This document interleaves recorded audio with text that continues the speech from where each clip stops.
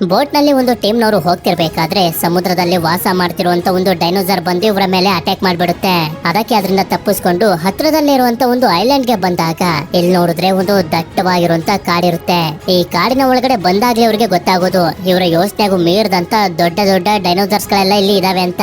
ನಂತರ ಇವರು ಅವುಗಳಿಂದ ತಪ್ಪಿಸ್ಕೊಂಡು ಮೊಟ್ಟೆಗಳಿರುವಂತ ಗೂಡ್ ಹತ್ರ ಬಂದಾಗ ಮೊಟ್ಟೆ ಇಟ್ಟಿರೋ ಹಾರಾಡೋ ಅಂತ ಡೈನೋಸರ್ ಇವರನ್ನ ಫಾಲೋ ಮಾಡ್ಕೊಂಡು ಬರೋದಕ್ಕೆ ಶುರು ಮಾಡುತ್ತೆ ಸಾಯಿಸೋದಕ್ಕೆ ಅಂತ. ಏನಕ್ಕೆ ಇವರೆಲ್ಲರೂ ಐಲ್ಯಾಂಡ್ ಗೆ ಬಂದು ಸಿಗಾಕೊಂಡ್ರು ಅಂತ ನೀವು ತಿಳ್ಕೊಳ್ಳೋದಕ್ಕೆ ಈ ಮೂವಿನ ನನ್ನ ಜೊತೆ ಕೊನೆವರೆಗೂ ನೋಡ್ಬೇಕು. ಅಂದಂಗೆ ಈ ಮೂವಿ ಹೆಸರು ಜುರಾಸಿಕ್ ವರ್ಲ್ಡ್ ರೀಬರ್ತ್ ಅಂತ.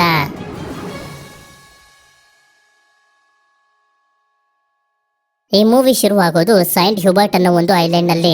ಈ ಜಾಗದಲ್ಲಿ ಒಂದು ದೊಡ್ಡ ಲ್ಯಾಬ್ ಅನ್ನ ಕ್ರಿಯೇಟ್ ಮಾಡಿ ಡೈನೋಸರ್ಸ್ ಗಳ DNA ಹಾಗೆ ಮಾಮೂಲಿ ಪ್ರಾಣಿಗಳ DNA ಯೂಸ್ ಮಾಡ್ತಾ ತುಂಬಾ ಭಯಂಕರವಾಗಿರುವಂತ ಕ್ರಿಯೇಚರ್ಸ್ ಗಳನ್ನ ತಯಾರು ಮಾಡ್ತಿರ್ತಾರೆ. ಇದೇ ಜಾಗದಲ್ಲಿರುವಂತ ಒಬ್ಬ ಸೈಂಟಿಸ್ಟ್ ಚಾಕ್ಲೇಟ್ ಅನ್ನ ತಿಂತ ಕವರ್ ಅನ್ನ ಇಲ್ಲೇ ಬಿಸಾಕ್ಬಿಡ್ತಾನೆ. ಆದ್ರೆ ಅವನು ಒಳಗಡೆ ಹೋಗ್ತಿದ್ದಂಗೆನೆ ಕವರ್ ಹೋಗಿ ಡೋರ್ ನ ಒಳಗಡೆ ಸಿಗಾಕೊಂಡು ಜಾಮ್ ಆಗೋಗುತ್ತೆ. ಅಷ್ಟೇ ಅಲ್ಲದೆ ಇದರಿಂದ ಇಡೀ ಲ್ಯಾಬ್ ನ ಸೆಕ್ಯೂರಿಟಿ ಸಿಸ್ಟಮ್ ಎಲ್ಲ ಹಾಳಾಗಿ ಡೈನೋಸರ್ಸ್ ಗಳನ್ನ ಕೂಡಾಕಿರುವಂತ ಡೋರ್ ಗಳು ಕೂಡ ಓಪನ್ ಆಗೋಗ್ತವೆ. ಇದರಿಂದ ಎಲ್ಲಾ ಸೈಂಟಿಸ್ಟ್ ಗಳು ಇಲ್ಲಿಂದ ಹೆದರ್ಕೊಂಡು ಓಡೋಗ್ತಿರ್ಬೇಕಾದ್ರೆ ಕವರ್ ಎಸ್ತಿದ್ನಲ್ಲ ಆ ಸೈಂಟಿಸ್ಟ್ ಒಂದು ರೂಮ್ ನ ಒಳಗಡೆ ಸಿಗಾಕೋಬಿಟ್ಟಿರ್ತಾನೆ. ಆದ್ರೆ ಇಲ್ಲಿದ್ದಂತ ಲೇಡಿ ಡೋರ್ ಅನ್ನು ಓಪನ್ ಮಾಡೋದಿಲ್ಲ. ಯಾಕೆ ಅಂತಂದ್ರೆ ಅವನ ಹಿಂದೆ ಡಿರೆಕ್ಸ್ ಅನ್ನು ತುಂಬಾ ಭಯಂಕರವಾದ ಹಾಗೆ ತುಂಬಾನೇ ವಿಶಾಲವಾಗಿರುವಂತ ಒಂದು ಡೈನೋಸರ್ ಇರುತ್ತೆ. ಇದರಿಂದ ಆ ಡೈನೋಸರ್ ಬಂದು ಇವನನ್ನ ಎಳ್ಕೊಂಡು ಹೊಟ್ಟೋಗುತ್ತೆ. ಇದಾದ್ಮೇಲೆ ಮುಂದಿನ ಸೀನ್ ನಲ್ಲಿ ನಮ್ಗೆ ಗೊತ್ತಾಗುತ್ತೆ ಡೈನೋಸರ್ಸ್ ಗಳನ್ನ ಮತ್ತೆ ಭೂಮಿ ಮೇಲೆ ಕ್ರಿಯೇಟ್ ಮಾಡಿ 32 ವರ್ಷಗಳು ಕಳೆದೋಗಿದಾವೆ. ಆದ್ರೆ ಬದಲಾಗ್ತಿರುವಂತ ವಾತಾವರಣದಿಂದ ಹಾಗೆ ರೋಗಗಳಿಂದ ತುಂಬಾ ಡೈನೋಸರ್ಸ್ ಗಳು ಸತ್ತು ಈಗ ಭೂಮಿಲಿ ಉಳಿದಿರೋದು ಕೆಲವು ಡೈನೋಸರ್ಸ್ ಗಳು ಅಂತ. ನಂತರ ಸೀನ್ ಪ್ರೆಸೆಂಟ್ ಆಗಿ ಬಂದಾಗ ಟ್ರಾಫಿಕ್ ಅಲ್ಲಿ ಸಿಗಾಕೊಂಡಿರುವಂತ ಮಾರ್ಟಿನ್ ಅನ್ನೋ ಒಬ್ಬ ವ್ಯಕ್ತಿನ ನಮ್ಗೆ ತೋರಿಸ್ತಾರೆ. ಆಕ್ಚುಲಿ ಟ್ರಾಫಿಕ್ ಆಗಿರೋದು ಏನಕ್ಕೆ ಅಂತಂದ್ರೆ ಒಂದು ಡೈನೋಸರ್ ಬಂದು ರೋಡ್ ನಲ್ಲಿ ಮಲ್ಕೋಬಿಟ್ಟಿರುತ್ತೆ. ಇದಾದ್ಮೇಲೆ ಇವನು ಕಾರಿನ ಒಳಗಡೆ ಬಂದು ನೋಡಿದ್ರೆ ಜೋರಾ ಅನ್ನೋ ಒಬ್ಳು ಲೇಡಿ ಬಂದು ಕುಂತಿರ್ತಾಳೆ. ಆಕ್ಚುಲಿ ಇವನೇ ಇವಳನ್ನ ಕಾಂಟ್ಯಾಕ್ಟ್ ಮಾಡಿ ಕರ್ಸ್ಕೊಂಡಿರೋದು. ಹೇಳಬೇಕು ಅಂತಂದ್ರೆ ಇವಳೊಬ್ಳು ಎಕ್ಸ್ ಮಿಲಿಟರಿ ಆಫೀಸರ್. ತುಂಬಾ ಯುದ್ಧಗಳನ್ನ ಮಾಡಿ ಹಾಗೆ ಫೈಟ್ ಗಳನ್ನ ಮಾಡಿ ಇವಳಿಗೆ ಎಕ್ಸ್ಪೀರಿಯನ್ಸ್ ಇರುತ್ತೆ. ಅದಕ್ಕೆ ಇವನು ಹೇಳ್ತಾ ಹೋಗ್ತಾನೆ, ನಾವು ಹೃದಯಕ್ಕೆ ಸಂಬಂಧಪಟ್ಟಂತ ಯಾವುದೇ ಕಾಯಿಲೆ ಇರ್ಲಿ ಅದನ್ನ ವಾಸಿ ಮಾಡೋದಕ್ಕೆ ಮೆಡಿಸಿನ್ಸ್ ಗಳನ್ನ ಕಂಡುಹಿಡಿತಿದೀವಿ. ಆದ್ರೆ ಅದನ್ನ ಕಂಡುಹಿಡಿಯೋದಕ್ಕೆ ಡೈನೋಸರ್ಸ್ ಗಳ DNA ಬೇಕು ಅಂತ. ಆದ್ರೆ ಜೋರಾಗೆ ಇದ್ರ ಮೇಲೆ ಇಂಟ್ರೆಸ್ಟ್ ಇಲ್ಲದೆ ಹೋಗ್ತಿರ್ಬೇಕಾದ್ರೆ ಆಗ ಇವನು ಹೇಳ್ತಾನೆ, ಈ ಕೆಲಸದಲ್ಲಿ ನೀನ್ ನನಗೆ ಸಹಾಯ ಮಾಡಿದ್ರೆ ನೀನ್ ಕೇಳದಷ್ಟು ದುಡ್ಡನ್ನ ಕೊಡ್ತೀನಿ ಅಂತ. ಇಲ್ಲಿ ಜೋರ ಯೋಚನೆ ಮಾಡೋದಕ್ಕಿಂತ ಜಾಸ್ತಿ ದುಡ್ಡನ್ನ ಇವನು ಕೊಡೋದಕ್ಕೆ ರೆಡಿ ಆಗಿರೋದ್ರಿಂದ ಇವಳು ಕೂಡ ಒಪ್ಕೊಬಿಡ್ತಾಳೆ. ಯಾಕೆಂತಂದ್ರೆ ಇವಳಿಗೆ ದುಡ್ಡಿನ ಅವಶ್ಯಕತೆ ಇರುತ್ತೆ. ಇದಾದ್ಮೇಲೆ ಇವಳನ್ನ ಒಂದು ಮ್ಯೂಸಿಯಂಗೆ ಕರ್ಕೊಂಡ್ ಬಂದಾಗ ಇಲ್ಲಿ ನಮ್ಗೆ ಡಾಕ್ಟರ್ ಹೆನ್ರಿ ಅನ್ನೋ ಒಬ್ಬ ವ್ಯಕ್ತಿ ಪರಿಚಯ ಆಗ್ತಾನೆ. ಇವನೊಬ್ಬ ಪ್ಯಾಲಿಯಂಟಾಲಜಿಸ್ಟ್ ಅಂದ್ರೆ ಡೈನೋಸರ್ ನ ರೀತಿ ಪುರಾತನ ಜೀವಿಗಳ ಬಗ್ಗೆ ರಿಸರ್ಚ್ ಮಾಡುವಂತ ಒಬ್ಬ ಸೈಂಟಿಸ್ಟ್. ಹಾಗೆ ಇವರಿಬ್ರು ಸೇರಿ ಜೋರಾಗಿ ಹೇಳ್ತಾ ಹೋಗ್ತಾರೆ, ನಾವ ಮೆಡಿಸನ್ ನ ಕಂಡುಹಿಡಿಯೋದಕ್ಕೆ ಭೂಮಿ ಮೇಲೆ ನೀರಿನ ಒಳಗಡೆ ಹಾಗೆ ಆಕಾಶದಲ್ಲಿ ಹಾರಾಡುವಂತ ದೊಡ್ಡ ಡೈನೋಸರ್ಸ್ ಗಳ DNA ಸ್ಯಾಂಪಲ್ ಬೇಕು. ಇದರಿಂದ ನಮ್ಗೆ ನೀರಿನಲ್ಲಿ ವಾಸ ಮಾಡುವಂತ ಮೋಸಸಾರಸ್, ಭೂಮಿ ಮೇಲೆ ವಾಸ ಮಾಡುವಂತ ಟೈಟಾನೋಸಾರಸ್ ಹಾಗೆ ಆಕಾಶದಲ್ಲಿ ಹಾರಾಡುವಂತ ಕ್ವೆಡ್ಜಾ ಅನ್ನೋ ಡೈನೋಸರ್ ನ ಬ್ಲಡ್ ಸ್ಯಾಂಪಲ್ ಬೇಕು. ಆದ್ರಿಂದ ನಾವು DNA ಸ್ಯಾಂಪಲ್ ನ ತಗೊಳ್ಬಹುದು ಅಂತ. ಇಲ್ಲಿ ಡಾಕ್ಟರ್ ಹೆನ್ರಿಗೆ ಅವ್ರ ಜೊತೆ ಹೋಗೋದಕ್ಕೆ ಇಷ್ಟ ಇರೋದಿಲ್ಲ. ಆದ್ರೆ ಇವನಿಗೆ ಡೈನೋಸರ್ಸ್ ಗಳಂದ್ರೆ ತುಂಬಾನೇ ಪ್ರೀತಿ. ಅವುಗಳನ್ನ ಹತ್ರದಿಂದ ನೋಡ್ಬೇಕು ಅನ್ನೋ ಆಸೆಯಿಂದ ಇವನು ಕೂಡ ಇವ್ರ ಜೊತೆ ಹೋಗೋದಕ್ಕೆ ಒಪ್ಕೊಳ್ತಾನೆ. ಇದಾದ್ಮೇಲೆ ಇವ್ರು 3 ಜನ ಸೇರಿ ಸೂರಿನಾಮ್ ಅನ್ನೋ ಒಂದು ಜಾಗಕ್ಕೆ ಬರ್ತಾರೆ. ಆಗ ಇಲ್ಲಿ ನಮ್ಗೆ ಡನ್ಕನ್ ಕಿನ್ಕೇಡ್ ಅನ್ನೋ ಒಬ್ಬ ವ್ಯಕ್ತಿ ಪರಿಚಯ ಆಗ್ತಾನೆ. ಇವನು ಬೇರೆ ಯಾರು ಅಲ್ಲ, ಜೋರಾ ಮಿಲಿಟರಿಲಿ ಇರ್ಬೇಕಾದ್ರೆ ಇವಳ ಫ್ರೆಂಡ್ ಆಗಿದ್ದ. ಮಾರ್ಟಿನ್ ಮೊದ್ಲೇ ಇವನ್ ಜೊತೆ ಮಾತಾಡಿದ್ದ DNA ಸ್ಯಾಂಪಲ್ ನ ತಗೊಂಡ್ ಬರೋದಕ್ಕೆ ನಮ್ಗೆ ಸಹಾಯ ಮಾಡ್ಲಿ ಅಂತ. ಅವಾಗೇನೋ ಇವನು ಒಪ್ಕೊಂಡಿದ್ದ. ಆದ್ರೆ ಈಗ ಬರೋದಿಲ್ಲ ಅಂತ ಹೇಳ್ತಿರ್ತಾನೆ. ಹಂಗೂನು ಬರ್ಬೇಕು ಅಂತಂದ್ರೆ ದುಡ್ಡು ಜಾಸ್ತಿ ಆಗುತ್ತೆ ಅಂತ. ಅದಕ್ಕೆ ಬೇರೆ ದಾರಿ ಇಲ್ಲ ಅಂತ ಮಾರ್ಟಿನ್ ಕೂಡ ಇವರಿಗೆ ಕೇಳದಷ್ಟು ದುಡ್ಡನ್ನು ಕೊಡೋದಕ್ಕೆ ಒಪ್ಕೊಳ್ತಾನೆ. ಯಾಕೆಂತಂದ್ರೆ ಇವರು ಮಾಡ್ತಿರೋದು ಇಲ್ಲಿಗಲ್ ಕೆಲಸ. ಅದೇ ಸಮಯಕ್ಕೆ ಇಲ್ಲಿಗೆ ಬಾಬಿ ಅನ್ನೊಬ್ಬ ವ್ಯಕ್ತಿ ಬರ್ತಾನೆ. ಇವನು ಕೂಡ ಕಿನ್ಕೇಡ್ ಹಾಗೆ ಜೋರಾ ಟೀಮ್ ಅವನೇ. ನಂತರ ಇವರೆಲ್ಲರೂ ಒಂದು ಬೋಟ್ ನಲ್ಲಿ ಸೈಂಟ್ ಹ್ಯೂಬರ್ಟ್ ಐಲ್ಯಾಂಡ್ ಕಡೆಗೆ ಹೋಗ್ತಿರ್ತಾರೆ. ಯಾಕೆಂತಂದ್ರೆ ಇವರು ಹುಡುಕ್ತಿರುವಂತ ಡೈನೋಸರ್ಸ್ ಗಳು ಇರೋದು ಅಲ್ಲೇ. ನಾವು ಮೂವಿಯ ಮೊದಲಲ್ಲಿ ನೋಡಿದ್ವಲ್ಲ ಒಂದು ಆಕ್ಸಿಡೆಂಟ್ ಆಗಿದ್ದನ್ನ, ಅದಾದ್ಮೇಲೆ ಜನರು ಯಾರು ಕೂಡ ಅಲ್ಲಿಗೆ ಹೋಗ್ಬಾರದು ಅಂತ ಗವರ್ಮೆಂಟ್ ಬ್ಯಾನ್ ಮಾಡಿರುತ್ತೆ. ಇದೇ ಕಾರಣದಿಂದನೇ ಮಾರ್ಟಿನ್ ಇವರೆಲ್ಲರನ್ನು ಇಲ್ಲಿಗಲ್ ಆಗಿ ಕರ್ಕೊಂಡು ಹೋಗ್ತಿರೋದು. ನಂತರ ಹೆನ್ರಿ ಒಂದಷ್ಟು ಸಿರಂಜ್ ಗಳನ್ನ ತೋರಿಸ್ತಾ ಹೇಳ್ತಾ ಹೋಗ್ತಾನೆ, ಇವುಗಳನ್ನ ಡೈನೋಸರ್ ಗೆ ಶೂಟ್ ಮಾಡಿದ್ರೆ ಬ್ಲಡ್ ಸ್ಯಾಂಪಲ್ ನ ತಗೊಂಡು ಮೇಲೆ ಹೋಗ್ತವೆ. ಅದಾದ್ಮೇಲೆ ಪ್ಯಾರಾಚೂಟ್ ನ ಸಹಾಯದಿಂದ ನಮ್ಮ ಕೈಗೆ ಬಂದು ತಲುಪ್ತವೆ ಅಂತ. ಇದಾದ್ಮೇಲೆ ಕಿನ್ಕೇಡ್ ಜೋರ ಹತ್ರ ಬಂದು ಮಾತಾಡ್ತಿರ್ಬೇಕಾದ್ರೆ ನಮ್ಗೆ ಗೊತ್ತಾಗ್ತಾ ಹೋಗುತ್ತೆ ಇವಳು ಇಷ್ಟಪಡ್ತಿದ್ದಂತ ಬೂಕರ್ ಅನ್ನೋ ಒಬ್ಬ ವ್ಯಕ್ತಿ ಇವಳನ್ನ ಬಿಟ್ಟು ಹೊಟ್ಟೋದ. ಹಾಗೆ ಇವಳ ತಾಯಿನೂ ಕೂಡ ಇವಳು ಕಳ್ಕೊಂಡಿದ್ದಾಳೆ ಅಂತ. ಇದರಿಂದ ಇವನು ಇವಳಿಗೆ ಸಮಾಧಾನ ಮಾಡ್ತಾನೆ. ಅದೇ ಸಮಯಕ್ಕೆ ಸೀನ್ ಇದೇ ಸಮುದ್ರದಲ್ಲಿರುವಂತ ಒಂದು ಸಣ್ಣ ಫ್ಯಾಮಿಲಿ ಕಡೆಗೆ ಶಿಫ್ಟ್ ಆಗುತ್ತೆ. ಈ ಹುಡುಗಿ ಹೆಸರು ಇಸಬೆಲ್ ಅಂತ. ಹಾಗೆ ಇವಳ ತಂದೆ ಹೆಸರು ರುಬೇನ್. ಇವನ ಮೊದಲನೇ ಮಗಳ ಹೆಸರು ಟೆರೆಸಾ ಅಂತ. ಇವಳಿಗೊಬ್ಬ ಬಾಯ್ ಫ್ರೆಂಡ್ ಕೂಡ ಇರ್ತಾನೆ. ಇವನ ಹೆಸರು ಝೇವಿಯರ್. ಬಾ ಸ್ವಲ್ಪ ಬೋಟ್ ನೋಡ್ಕೊ, ನಾನ್ ರೆಸ್ಟ್ ಮಾಡ್ತೀನಿ ಅಂತ ರುಬೇನ್ ಹೇಳಿದ್ರೆ ಇವನ್ ಮಾತ್ರ ಕೇಳೋದೆಲ್ಲ ನಾನ್ ಮಲ್ಕೋಬೇಕು ಅಂತ ಹೊಟ್ಟೋಗ್ತಾನೆ. ಇದೇ ಕಾರಣಕ್ಕೆ ರುಬೇನ್ಗೆ ಝೇವಿಯರ್ ಅಂದ್ರೆ ಇಷ್ಟ ಇರೋದಿಲ್ಲ.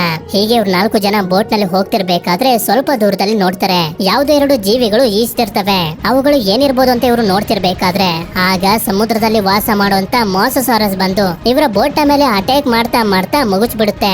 ಆದ್ರೆ ಝೇವಿಯರ್ ಇನ್ನೂ ಕೂಡ ಒಳಗಡೆನೆ ಇರ್ತಾನೆ. ಆದ್ರೂ ಕೂಡ ತುಂಬಾ ಕಷ್ಟಪಟ್ಟು ಹೇಗೋ ಮಾಡಿ ಹೊರಗಡೆ ಬಂದಾಗ ಇನ್ನೇನು ಮೋಸಸಾರಸ್ ಅಟ್ಯಾಕ್ ಮಾಡ್ಬೇಕು ಅಂತ ಅನ್ಕೊಳ್ಳೋಷ್ಟರಲ್ಲಿ ಬೋಟ್ ನ ಮೇಲೆ ಬಂದ್ಬಿಡ್ತಾನೆ. ನಂತರ ಸೀನ್ ಈ ಕಡೆ ಶಿಫ್ಟ್ ಆದಾಗ ಕಿನ್ಕೆಡ್ ನ ಜೊತೆ ನೀನಾ ಹಾಗೆ ಲೆಕ್ಲರ್ಕ್ ಅನ್ನೋ ಇಬ್ರು ವ್ಯಕ್ತಿಗಳು ಕೂಡ ಬಂದಿರ್ತಾರೆ. ಹಾಗೆ ಇಷ್ಟೊತ್ತಿಗೆ ರಾತ್ರಿ ಆಗಿರುತ್ತೆ. ಝೋರಾ ಒಂದು ಜಾಗದಲ್ಲಿ ಕುಂತ್ಕೊಂಡು ಅಳ್ತಿರೋದನ್ನ ನೋಡಿ ಹೆನ್ರಿ ಇವಳ ಹತ್ರ ಬರ್ತಾನೆ, ಇವಳಿಗೆ ಸಮಾಧಾನ ಮಾಡ್ತಾ ಮಾತಾಡೋದಕ್ಕೆ ಅಂತ. ಆಗ್ಲೇ ನಮ್ಗೆ ಗೊತ್ತಾಗೋದು ಇವನು ಝೋರನ್ನ ಇಷ್ಟ ಪಡೋದಕ್ಕೆ ಶುರು ಮಾಡ್ಬಿಟ್ಟಿದ್ದಾನೆ ಅಂತ. ನಂತರ ಮಾರನೇ ದಿನ ಬೆಳಕಾದಾಗ ಇವರ ಬೋಟ್ ನಲ್ಲಿರುವಂತ ರೇಡಿಯೋದಲ್ಲಿ ಒಂದು ಸಿಗ್ನಲ್ ರಿಸೀವ್ ಆಗುತ್ತೆ. ಅದರಲ್ಲಿ ರುಬೇನ್ ಹೇಳ್ತಿರ್ತಾನೆ, ಒಂದು ಡೈನೋಸಾರ್ ನಮ್ಮ ಮೇಲೆ ಅಟ್ಯಾಕ್ ಮಾಡಿದೆ, ನಮ್ಗೆ ಹೆಲ್ಪ್ ಮಾಡಿ ಅಂತ. ಇದರಿಂದ ಝೋರಾ ಹಾಗೆ ಕಿನ್ಕೆಡ್ ನಾವ್ ಅವರನ್ನ ಕಾಪಾಡ್ಬೇಕು ಅಂತ ಹೇಳ್ತಿದ್ರೆ ಬಾಬಿ ಮತ್ತೆ ಮಾರ್ಟಿನ್ ಮಾತ್ರ ಇದಕ್ಕೆ ಒಪ್ಕೊಳ್ತಿರೋದಿಲ್ಲ. ನಾವು ಹುಡ್ಕೊಂಡ್ ಬಂದಿರುವಂತ ಮೋಸಸಾರಸ್ ಹತ್ರದಲ್ಲೇ ಇದೆ, ಅದನ್ನ ಹಿಡಿಬೇಕು ಅಂತ ಹೇಳ್ತಿರ್ತಾರೆ. ಆದ್ರೆ ಕೊನೆಗೆ ಡಿಸೈಡ್ ಮಾಡ್ತಾರೆ ಮೊದ್ಲು ಅವರನ್ನ ಕಾಪಾಡ್ಬೇಕು ಅಂತ. ಈ ಕಡೆ ಇವ್ರು 4 ಜನ ನಾವು ಫೋನ್ ಮಾಡಿದೀವಿ, ಯಾರಾದ್ರೂ ಅದನ್ನ ಕೇಳಿ ನಮ್ಮನ್ನ ಕಾಪಾಡೋದು ಬಂದೇ ಬರ್ತಾರೆ ಅಂತ ಕಾಯ್ತಿರ್ಬೇಕಾದ್ರೆ ಇವ್ರ ಕಡೆಗೆ ಬರ್ತಿರುವಂತ ಬೋಟ್ ನ ನೋಡಿ ಸಿಗ್ನಲ್ ಕೊಡ್ತಾರೆ.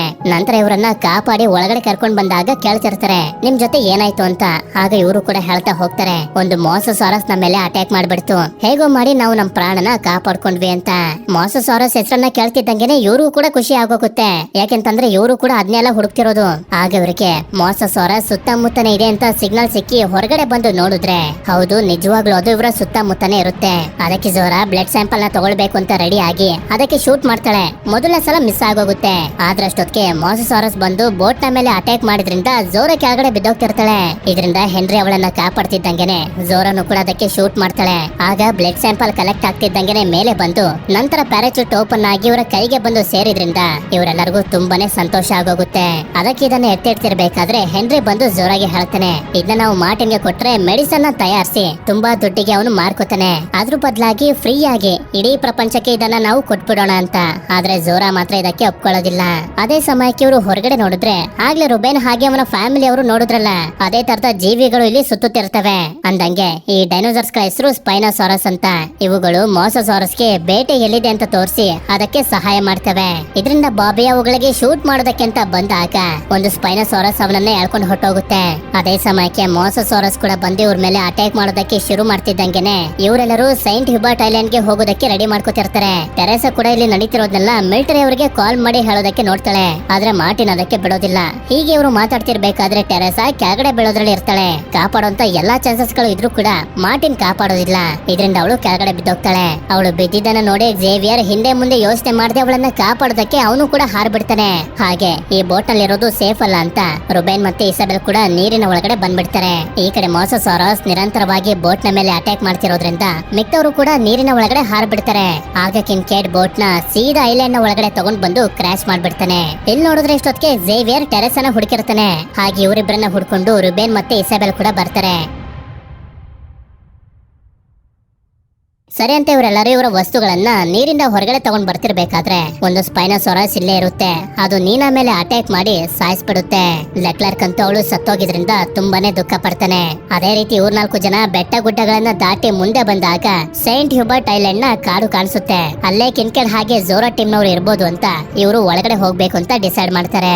ಹಾಗೆ ಇವರೆಲ್ಲರೂ ಮಿಕ್ಕಿರುವಂತ 2 ಡೈನೋಸಾರ್ಸ್ ಗಳ ಸ್ಯಾಂಪಲ್ ನ ತಗೊಳ್ಬೇಕು ಅಂತ ಬೇಕಾಗಿರುವಂತ ವಸ್ತುಗಳನ್ನೆಲ್ಲ ತಗೊಂಡು ಸೀದಾ ಕಾಡಿನ ಒಳಗಡೆ ಎಂಟರ್ ಆಗ್ತಾರೆ. ಆದ್ರೆ ಇಲ್ಲಿ ರುಬೇನ್ ನೋಡ್ತಾನೆ ಇವರು ಹೋಗ್ತಿರುವಂತ ಜಾಗದಲ್ಲಿ ದೊಡ್ಡ ದೊಡ್ಡ ಪೈಪ್ ಗಳು ಇರ್ತವೆ. ಅಂದ್ರೆ ಇಲ್ಲೊಂದು ಲ್ಯಾಬ್ ಇದೆ ಅಂತ ಇವರಿಗೆ ಕನ್ಫರ್ಮ್ ಆಗುತ್ತೆ. ಆ ಲ್ಯಾಬ್ ಹತ್ರ ಹೋದ್ರೆ ಮಿಲಿಟರಿ ಅವರನ್ನ ಕಾಂಟ್ಯಾಕ್ಟ್ ಮಾಡಿ ಸಹಾಯಕ್ಕೆ ಕರಿಬಹುದು ಅಂತ ಆ ಲ್ಯಾಬ್ ಕಡೆಗೆ ಹೋಗ್ತಿರ್ತಾರೆ. ನಂತರ ಸೀನ್ ಇವ್ರ ಕಡೆಗೆ ಶಿಫ್ಟ್ ಆದಾಗ ನೀರಿನ ಒಳಗಡೆ ಹೋಗ್ತಿರ್ತಾರೆ. ಆಗ ನಮ್ಗೆ ಗೊತ್ತಾಗ್ತಾ ಹೋಗುತ್ತೆ ಹೆನ್ರಿ ಡೈನೋಸಾರ್ಸ್ ಗಳ ಬಗ್ಗೆ ತಿಳ್ಕೊಳ್ಳೋದಕ್ಕೆ ಇವನ ಜೀವನ ಪೂರ್ತಿ ಕಷ್ಟಪಟ್ಟಿದ್ದಾನೆ. ಇದರಿಂದ ಇವನಿಗೆ ಡೈನೋಸಾರ್ಸ್ ಅಂದ್ರೆ ಇಷ್ಟ ಇರೋದ್ರ ಜೊತೆಗೆ ಅವುಗಳ ಬಗ್ಗೆ ಎಲ್ಲಾನು ಕೂಡ ಗೊತ್ತು ಅಂತ. ಈ ಕಡೆ ರುಬೇನ್ ಇವನ ಫ್ಯಾಮಿಲಿನ ಕರ್ಕೊಂಡು ಕಾಡ್ನಲ್ಲಿ ಹೋಗ್ತಿರ್ಬೇಕಾದ್ರೆ ಇಸಾಬೆಲ್ಗೆ ಒಂದು ಸಣ್ಣ ಸಸ್ಯಾಹಾರಿ ಡೈನೋಸಾರ್ ಕಾಣಿಸುತ್ತೆ. ಆದ್ರೆ ಅದನ್ನ ಇವರು ಹೆದರಿಸಿ ಓಡಿಸಿ ಮುಂದೆ ಸಾಗೋದಕ್ಕೆ ಶುರು ಮಾಡ್ತಾರೆ. ಹಾಗೆ ಈ ಕಡೆ ಮಾರ್ಟಿನ್ ಒಂದು ಜಾಗದಲ್ಲಿ ನೀರು ಕುಡಿತಿರ್ಬೇಕಾದ್ರೆ ಮೇಲ್ ನೋಡ್ತಾನೆ ಒಂದು ಹೆಲಿಕಾಪ್ಟರ್ ಕ್ರಾಶ್ ಆಗಿ ಒಬ್ಬ ಸೋಲ್ಜರ್ ನ ಕೈಯಲ್ಲಿ ಗನ್ ಇರುತ್ತೆ. ಅದನ್ನ ತಗೋತಿರ್ತಾನೆ. ನಂತರ ಇಷ್ಟೊತ್ತಿಗೆ ಸಂಜೆ ಆಗಿರುತ್ತೆ.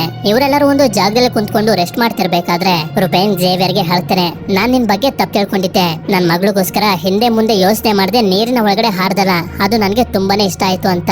ಸರಿ ಅಂತ ಇವನು ವಾಶ್ರೂಮ್ಗೆ ಹೋಗ್ಬೇಕು ಅಂತ ಹೋಗ್ತಾನೆ. ಆಗ ಇಸಾಬೆಲ್ ಹತ್ರ ಆಗ್ಲೇ ನೋಡಿದಂತ ಸಣ್ಣ ಡೈನೋಸರ್ ಬರುತ್ತೆ. ಇವಳು ಕೂಡ ಏನು ಮಾಡೋದಿಲ್ಲ, ಅದು ಇವಳ ಪಕ್ಕನೆ ಬಂದು ಮಲ್ಕೊಬಿಡುತ್ತೆ. ಈ ಕಡೆ ಜೇವಿಯರ್ ಟಾಯ್ಲೆಟ್ ಅಂತ ಬಂದಾಗ ಇವನ ಹಿಂದೆ ವೆಲಜರಾಪ್ಟರ್ ಅನ್ನೋ ಡೈನೋಸರ್ಸ್ ಗಳು ಬಂದ್ಬಿಡ್ತವೆ. ಆಗ ಅದೇ ಸಮಯಕ್ಕೆ ಹಾರುವಂತ ಡೈನೋಸರ್ ಬಂದು ಅವುಗಳನ್ನ ಎತ್ಕೊಂಡು ಹೊಟ್ಟೋಗುತ್ತೆ. ಇವನ್ನ ಮಾತ್ರ ಅದು ನೋಡೋದಿಲ್ಲ. ಈ ಕಡೆ ಇವರೆಲ್ಲರೂ ಮಾರನೇ ದಿನ ಹುಲ್ಲು ಬೆಳೆದಿರುವಂತ ಜಾಗದಲ್ಲಿ ಹೋಗ್ತಿರ್ಬೇಕಾದ್ರೆ ಇವರ ಸುತ್ತಮುತ್ತ ಡೈನೋಸರ್ಸ್ ಗಳು ಇದಾವೆ ಅಂತ ಫೀಲ್ ಆಗುತ್ತೆ. ಯಾವಾಗ ಒಂದು ದೊಡ್ಡ ಬಾಲ ಇವರಿಗೆ ಕಾಣಿಸುತ್ತೋ ಆಗ್ಲೇ ಗೊತ್ತಾಗೋದು ಇವರು ಹುಡ್ಕೊಂಡ್ ಬಂದಿರುವಂತ ಟೈಟಾನೋಸಾರಸ್ ಗಳು ಇಲ್ಲೇ ಇದಾವೆ ಅಂತ. ಅದಕ್ಕೆ ಜೋರಾ ಬ್ಲಡ್ ಸ್ಯಾಂಪಲ್ ನ ತಗೊಳ್ಳೋದಕ್ಕೆ ರೆಡಿ ಮಾಡ್ಕೊತಿರ್ತಾಳೆ. ಹಾಗೆ ಒಂದು ಹೆಣ್ಣು ಟೈಟಾನೋಸಾರಸ್ ಹಾಗೆ ಗಂಡು ಟೈಟಾನೋಸಾರಸ್ ಎರಡು ಜೊತೆಲಿರ್ಬೇಕಾದ್ರೆ ಹೆನ್ರಿ ಇಲ್ಲಿಗೆ ಬಂದು ಇವುಗಳನ್ನ ಹತ್ರದಿಂದ ನೋಡಿ ಟಚ್ ಮಾಡಿದ್ರಿಂದ ತುಂಬಾನೇ ಸಂತೋಷ ಪಡ್ತಾನೆ. ಅದೇ ಸಮಯಕ್ಕೆ ಜೋರನು ಕೂಡ ಸಿರಿಂಜ್ ಅನ್ನ ಶೂಟ್ ಮಾಡ್ತಾಳೆ. ಹೆನ್ರಿ ಇದನ್ನೆಲ್ಲ ನೋಡಿ ಸಂತೋಷ ಪಡ್ತಿರ್ಬೇಕಾದ್ರೆ ಬ್ಲಡ್ ಸ್ಯಾಂಪಲ್ ಇವರಿಗೆ ಸಿಗುತ್ತೆ. ಆಗ ನೋಡ್ತಾರೆ ಈ ಜಾಗದಲ್ಲಿ ಬರೀ ಇವೆರಡೇ ಅಲ್ಲ, ಈ ತರ ಇನ್ನೂ ಕೂಡ 106 ಟೈಟಾನೋಸಾರಸ್ ಗಳು ಇದಾವೆ ಅಂತ.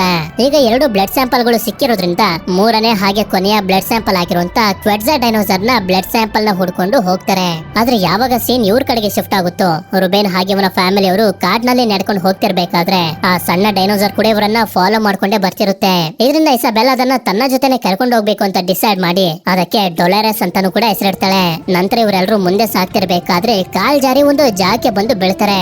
ಆಗ ಟೆರೆಸ್ ಆಗಿ ಮುಂದೆ ಒಂದು ಕ್ಯಾಬಿನ್ ಕಾಣಿಸಿ ಅದ್ರೊಳಗಡೆ ಬೋಟ್ ಇರ್ಬೋದು, ನಾನ್ ಚೆಕ್ ಮಾಡ್ಕೊಂಡು ಬರ್ತೀನಿ, ನೀವೆಲ್ಲರೂ ಇಲ್ಲೇ ಇರಿ ಅಂತ ಹೇಳಿ ನೀರಿನ ಒಳಗಡೆ ಸಾಕ್ತಾ ಮತ್ತೊಂದು ಕಡೆ ಇರುವಂತ ಬ್ರಿಡ್ಜ್ ನ ಮೇಲೆ ಯಾವಾಗ ಬರ್ತಾಳೋ ಒಂದು ಡೈನೋಸರ್ ಸತ್ತು ಬಿದ್ದಿರೋದನ್ನ ನೋಡ್ತಾಳೆ.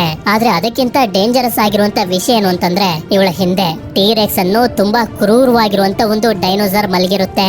ಎಲ್ಲರೂ ಬೇಡ ವಾಪಸ್ ಬಂದ್ಬಿಡು ಅಂತ ಹೇಳಿದ್ರು ಕೂಡ ಇವಳು ಕೇಳೋದೇ ಇಲ್ಲ. ಕ್ಯಾಬಿನ್ ಒಳಗಡೆ ಬಂದಾಗ ಒಂದು ಎಮರ್ಜೆನ್ಸಿ ಬೋರ್ಡ್ ಸಿಗುತ್ತೆ. ಅದನ್ನ ಇವಳು ನಿಧಾನವಾಗಿ ಹೇಳ್ಕೊಂಡು ಬ್ರಿಡ್ಜ್ ನ ತುದಿಗೆ ಬಂದು ಓಪನ್ ಮಾಡಿದಾಗ ಟೀರೆಕ್ಸ್ ಇದ್ದಂತ ಜಾಗದಲ್ಲಿ ಅದು ಇರೋದಿಲ್ಲ. ಇದರಿಂದ ಇವಳು ಬೋಟ್ ಅನ್ನು ತಗೊಂಡು ಇವಳ ಫ್ಯಾಮಿಲಿ ಹತ್ರ ಹೋಗ್ತಿರ್ತಾಳೆ. ಆಗ್ಲೇ ನಮ್ಗೆ ಕಾಣಿಸೋದು ಅದು ಪಕ್ಕದಲ್ಲೇ ನೀರ್ ಕುಡಿತಿದೆ ಅಂತ. ನಂತರ ಇವರೆಲ್ಲರೂ ತುಂಬಾ ಆತುರವಾಗಿ ಬೋಟ್ ನ ಒಳಗಡೆ ಬಂದು ಇಲ್ಲಿಂದ ತಪ್ಪಿಸ್ಕೊಂಡು ಹೋಗೋದಕ್ಕೆ ನೋಡ್ತಿರ್ಬೇಕಾದ್ರೆ ಟೀರೆಕ್ಸ್ ಇವರನ್ನ ನೋಡ್ಬಿಡುತ್ತೆ. ಇದರಿಂದ ಇವರು ಇನ್ನೂ ಕೂಡ ಸ್ಪೀಡ್ ಆಗಿ ಹೋಗೋದಕ್ಕೆ ನೋಡಿದ್ರೆ ಅದು ನೀರಿನ ಒಳಗಡೆ ಈಸ್ತಾ ಇವರ ಬೋಟ್ ನ ಮುಂದೆ ಬಂದು ಅಟ್ಯಾಕ್ ಮಾಡ್ಬಿಡುತ್ತೆ. ಇಷ್ಟೊತ್ತಿಗೆ ಎಲ್ಲರೂ ಒಂದೊಂದು ದಿಕ್ಕಿಗೆ ಹೊಟ್ಟೋಗಿರ್ತಾರೆ. ಆದ್ರೂ ಕೂಡ ಎಲ್ಲರೂ ತಪ್ಪಿಸ್ಕೊಂಡು ಹೇಗೋ ಮಾಡಿ ಟೀರೆಕ್ಸ್ ಬರೋದಕ್ಕಾಗದೇ ಇರುವಂತ ಕಲ್ಲುಗಳ ಹಿಂದೆ ಬಂದು ಕುಂತ್ಕೊಬಿಡ್ತಾರೆ. ಆಗ ಗಮನಿಸ್ದಾಗ್ಲೇ ಅವ್ರಿಗೆ ಗೊತ್ತಾಗೋದು ಇಸಾಬೆಲ್ಲಾ ಇವ್ರ ಜೊತೆ ಇಲ್ಲ ಅಂತ. ಯಾಕೆಂತಂದ್ರೆ ಬೋಟ್ ನ ಒಳಗಡೆನೆ ಅವಳು ಸಿಗಾಕೋಬಿಟ್ಟಿರ್ತಾಳೆ. ಇನ್ನೇನು ಟೀರೆಕ್ಸ್ ಇವಳನ್ನ ತಿನ್ಬೇಕು ಅಂತ ಅನ್ಕೊಳ್ಳೋಷ್ಟರಲ್ಲಿ ಇವಳು ಕೂಡ ಕಲ್ಲುಗಳ ಹಿಂದೆ ಬಂದು ಬಚ್ಚಿಟ್ಕೊಬಿಡ್ತಾಳೆ. ಇದರಿಂದ ಟೀರೆಕ್ಸ್ ಗೆ ಏನು ಮಾಡೋದಕ್ಕಾಗದೆ ಇಲ್ಲಿಂದ ಹೊಟ್ಟೋಗುತ್ತೆ. ನಂತರ ಈ ಕಡೆ ನೋಡಿದ್ರೆ ಜೋರಾ ಹಾಗೆ ಅವಳ ಟೀಮ್ ನವರು ಬೆಟ್ಟದ ತುದಿಗೆ ಬಂದು ತಲುಪಿರ್ತಾರೆ. ಯಾಕೆಂತಂದ್ರೆ ಇವರೆಲ್ಲರೂ ಕೊನೆಯ ಡೈನೋಸರ್ ಅನ್ನ ಹುಡುಕ್ತಿದಾರಲ್ಲ, ಆಕಾಶದಲ್ಲಿ ಹಾರಾಡುವಂತ ಕ್ವೆಡ್ಜಾ ಡೈನೋಸರ್ ಅನ್ನ. ಅದರ ಗೂಡು ಇರೋದು ಇಲ್ಲೇ. ಜೋರಾ, ಹೆನ್ರಿ ಹಾಗೆ ಲೆಕ್ಲರ್ಕ್ ದಾರನ ಕಟ್ಕೊಂಡು ಕೆಳಗಡೆ ಹೋಗೋದಕ್ಕೆ ರೆಡಿ ಆಗ್ತಿದ್ರೆ ಕಿನ್ಕೆಡ್ ಹಾಗೆ ಮಾರ್ಟಿನ್ ಇಲ್ಲೇ ಇದ್ದು ದಾರಗಳನ್ನ ನೋಡ್ಕೊತಿರ್ತಾರೆ. ಹೀಗೆ ಅವ್ರು 3 ಜನ ಕೆಳಗಡೆ ಹೋಗ್ತಿದ್ದಂಗೆನೆ ಮೇಲ್ಗಡೆ ಇರುವಂತ ಕಿನ್ಕೆಡ್ಗೆ ಒಂದು ಸೀಕ್ರೆಟ್ ಆಗಿರುವಂತ ದಾರಿ ಕಾಣಿಸುತ್ತೆ. ಈ ಕಡೆ ಇವರೆಲ್ಲರೂ ತುಂಬಾ ಕಷ್ಟಪಟ್ಟು ಹೇಗೋ ಮಾಡಿ ಕ್ವೆಡ್ಜಾ ಡೈನೋಸರ್ ನ ಗೂಡಿರುವಂತ ಜಾಗಕ್ಕೆ ಬಂದು ನೋಡಿದ್ರೆ ಇಲ್ಲಿ ಆ ಡೈನೋಸರ್ ಇರೋದಿಲ್ಲ, ಬದಲಾಗಿ ಅದರ ಮೊಟ್ಟೆಗಳು ಇರ್ತವೆ. ಮೊಟ್ಟೆಯ ಸ್ಯಾಂಪಲ್ ಕೂಡ ನಡೆಯುತ್ತೆ ಅಂತ ಹೆನ್ರಿ ಇತರ ಸ್ಯಾಂಪಲ್ ಅನ್ನ ತಗೊಳ್ತಿರ್ತಾನೆ. ಆದ್ರೆ ಅದೇ ಸಮಯಕ್ಕೆ ಹೊರಗಡೆ ಇರುವಂತ ಲೆಕ್ಲರ್ಕ್ ನೋಡ್ತಾನೆ ಕ್ವೆಡ್ಜಾ ಡೈನೋಸರ್ ಇಲ್ಲಿಗೆ ಬಂದು ತಲುಪಿಡುತ್ತೆ. ನಂತರ ಒಳಗಡೆ ಬಂದು ಇವ್ರ ಮೇಲೂ ಕೂಡ ಅಟ್ಯಾಕ್ ಮಾಡೋದಕ್ಕೆ ಶುರು ಮಾಡುತ್ತೆ. ಹೀಗೆ ಅದರಿಂದ ತಪ್ಪಿಸ್ಕೊಳ್ತಾ ಫೈಟ್ ಮಾಡ್ತಿರ್ಬೇಕಾದ್ರೆ ತಗೊಂಡಿರುವಂತ ಮೊಟ್ಟೆ ಸ್ಯಾಂಪಲ್ ಇನ್ನೇನು ಕೆಳಗಡೆ ಬೀಳೋದ್ರಲ್ಲಿ ಇರುತ್ತೆ. ಹೆನ್ರಿ ಅದನ್ನ ಮತ್ತೆ ತಗೊಳ್ಳೋದಕ್ಕೆ ನೋಡ್ತಿರ್ತಾನೆ.